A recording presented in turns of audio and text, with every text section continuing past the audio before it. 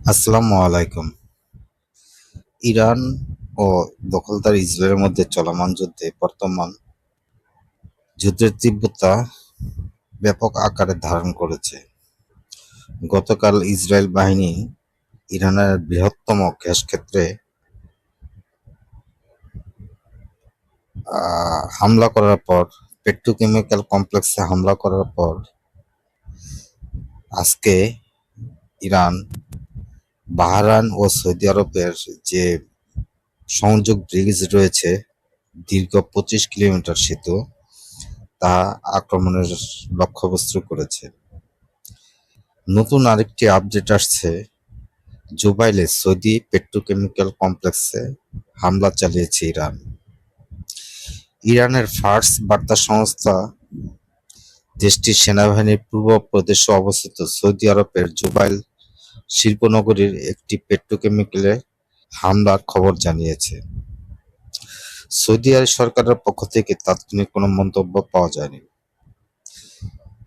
এদিকে ইরানের রাষ্ট্রপতি মাসুদ পেজেশকিয়ান বলেছেন, এখন পর্যন্ত 14 মিলিয়নেরও বেশি সাহসী ইরানি যুবক বা ইরানি তাদের ইরানকে রক্ষা করতে তাদের জীবন উৎসর্গ করতে প্রস্তুত রয়েছেন।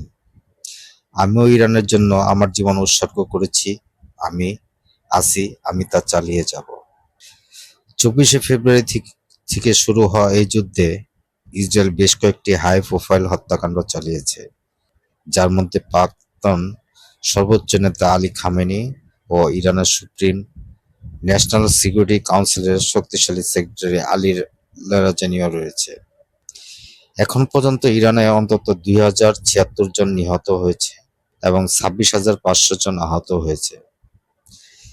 আরেকটি গুরুত্বপূর্ণ খবর হচ্ছে, ইসরায়েলি সেনাবাহিনী ইরানের বেসামরিক নাগরিকদের সারা দেশে ট্রেন ব্যবহার করা থেকে বিরত থাকতে বলেছেন, সকাল 9টা থেকে বিকেল 5টা পর্যন্ত। তারা আসন্ন এয়ার স্ট্রাইকের পূর্বে এমন সতর্কতামূলক ঘোষণা করেছেন। ট্রাম্পের 48 ঘন্টার আলটিমেটামের পূর্বেই ইসরায়েল হামলা চালায় ইরানে পাওয়ার প্ল্যান্টে।